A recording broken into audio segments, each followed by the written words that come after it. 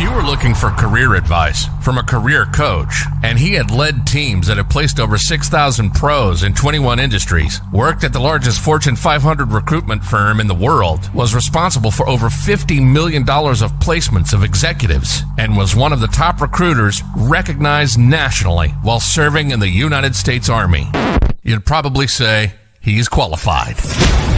This is the Executive Career Upgrades Podcast. Career competition is fierce. If you're a director, a VP, or an executive, this podcast is for you. This is the Executive Career Upgrades Podcast. And this is your host, Tim Madden.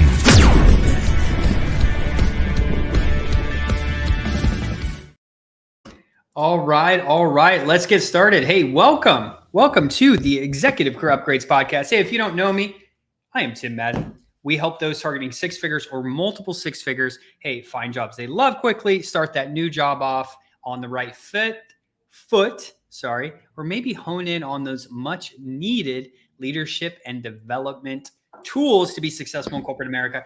I am missing the beautiful Christina Madden, but she will be with us live next week. Hey, we go live each week inside the Executive Career Network, of course, the fastest growing career network on Facebook. Check us out. We are approaching 10,000 directors, VPs, and executives from across the country. If you're watching in the ECN, hey, say hi below. I see you. And we also stream over to our friends on LinkedIn and YouTube. And then where most people tune in is on Spotify and iTunes. I appreciate you so much. Hey, as always, if I do anything to share a little nugget, maybe you didn't know about, maybe it would be beneficial to someone else, be sure to share this information with them. And you're not even going to believe what I'm about to share with you today. It's freaking insane. As always, before we get started, if you need help in your career, go on over to execupgrades.com/podcast, and you can schedule a free career consult with our team. All right, number one, you are not going to believe this. This is wild. Posted last Friday from a study done on Monster. They polled tens of thousands of just corporate workers. A total of 96% of workers across corporate America, 96% are reported looking for new positions in 2023. Holy smokes. Can you believe this? 96% of the workforce says they're looking for new positions in 2023, largely because of two reasons. Try to think what they are. Number one, nearly half of those individuals say they need higher income due to inflation and rising expenses. So the number one reason that 96% of people say they want to make a move in 2023 is because that they need higher income due to inflation and rising expenses. The number two reason was they don't have any room to grow in their current role. And number three, they're in a toxic work environment.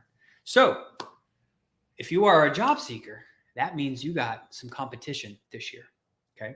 If you're in corporate America, what I would highly recommend, right? If you're a leader at an organization not making a career move, hey, get in touch with your people. The hardest thing to do is develop a good team and then have the good team leave.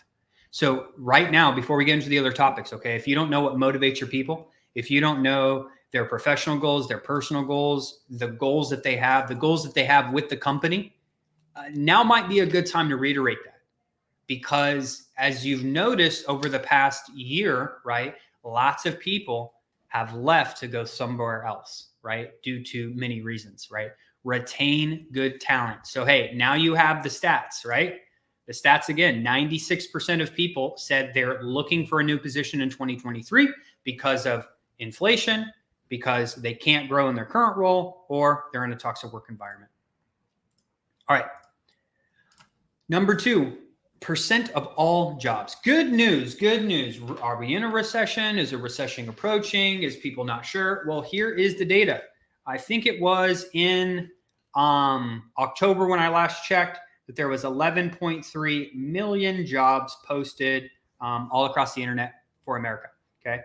In January 1st, there was something like 10.7 million jobs, something along those lines. So, of course, hey, some of those jobs are fake. We all kind of know that. But let's just say we haven't seen a huge decrease.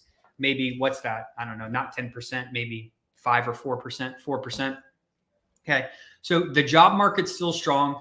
Fed's talking about lowering interest rates down to like 5% again. So, hey, maybe there's light at the end of the tunnel. But here's the reality, right? Inflation is still high. Has anyone went and bought eggs recently? Okay. Eggs, I saw, my buddy sent me a picture, was $7.30 for normal eggs. Okay. So I can see why a lot of people are trying to search for better, paying positions. The good news is there is opportunities out there for you. But do you know, how do you look on paper? How do you look online? Do you know how to get in front of people that can actually hire you? What are you targeting, right? Do you know how to convert those interviews to offers? Do you know how to follow? Do you know all these things? Because most people don't, and that's where they struggle. So if you're approaching a career move in 2023, know that there's going to be some competition this year in the marketplace for these positions, right? Because most people are searching for more pay or coming out of bad situations. Pandemic, okay? We are still coming out of this. Many industries have been hit hard by this and are still recovering, leading to like a widespread loss and significant increase in some markets in unemployment. I know we've seen that with the tech industry recently, right? Well, whether you classify Amazon as tech, but they've let go of a lot of workers, right? And some other industries such as healthcare, delivery services has seen an increase in demand for workers. So, hey, if you're targeting something right now or you're approaching a search, you need to know what markets are doing well, what markets are not doing well. Because here's the good thing.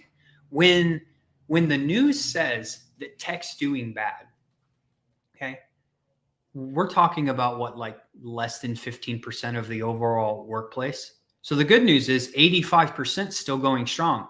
And the other thing is markets are still doing well, right? So you may want to consider, hey, what are some markets that are doing well? And if you want to stay in a market that hasn't been doing so well, trust me, there is still opportunity there.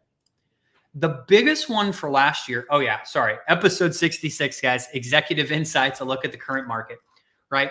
The rise of remote work.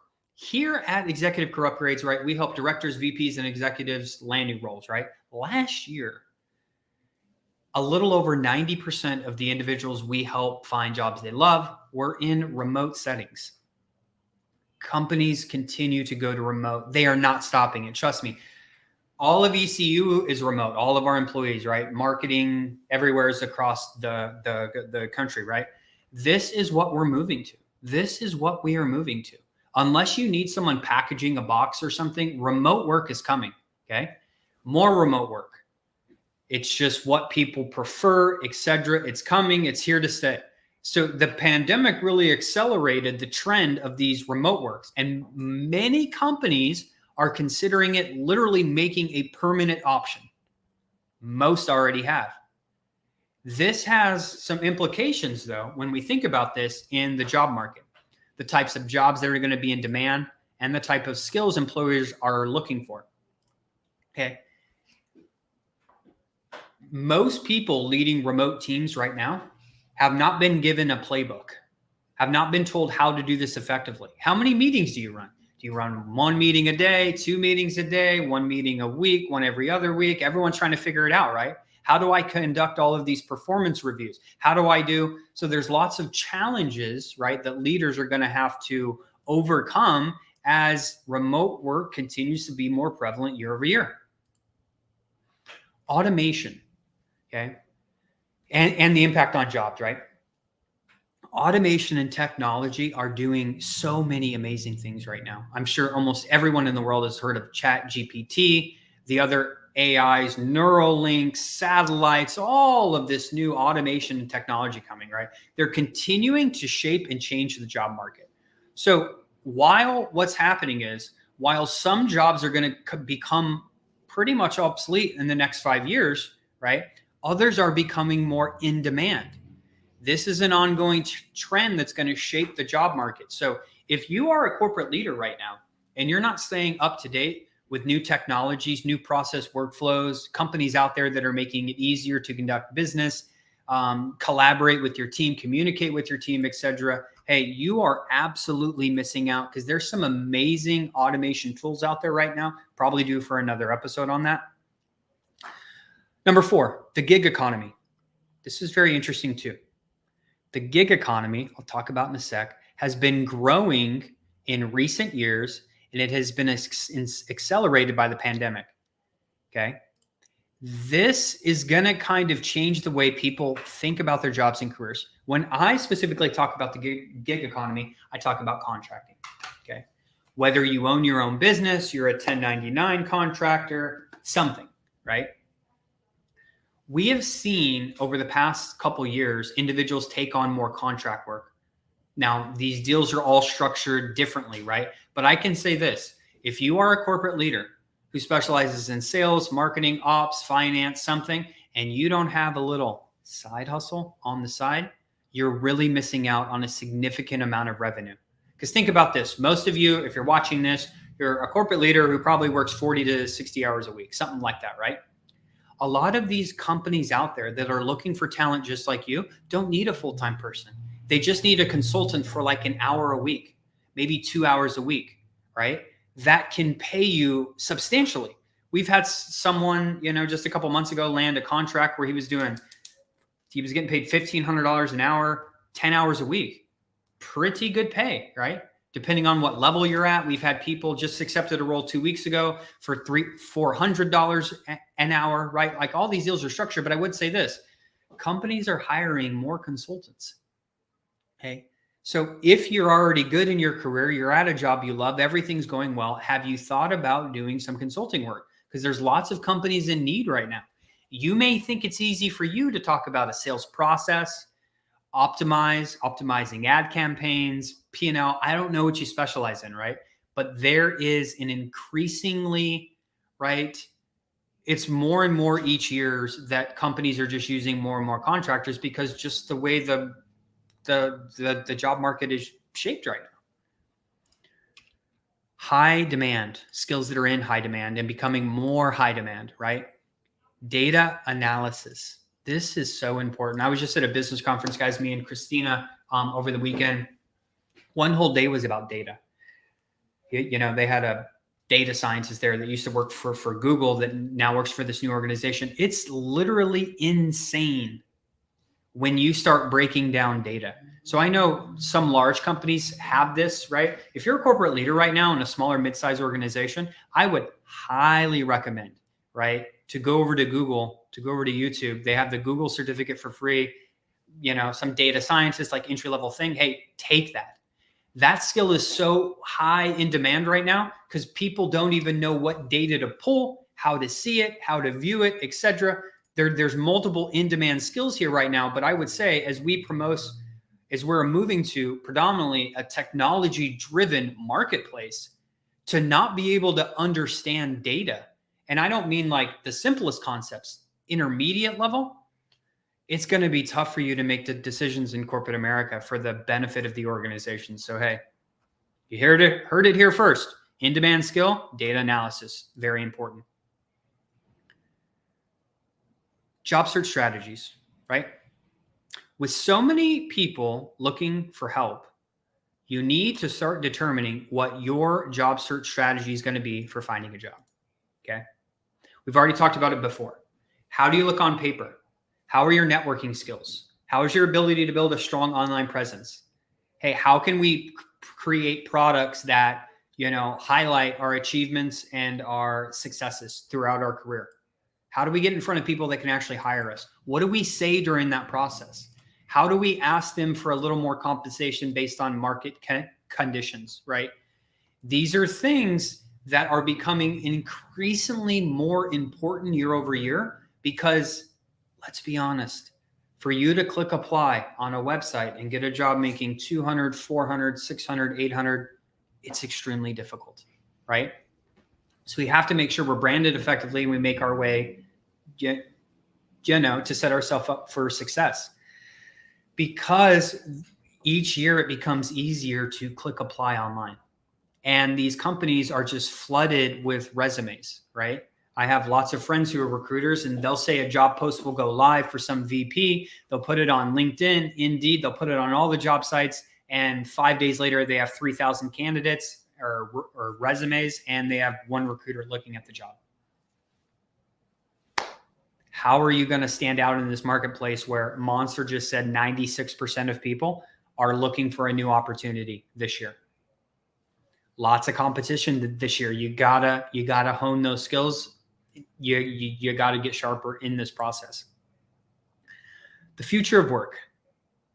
What will the world look like in a couple of years, right?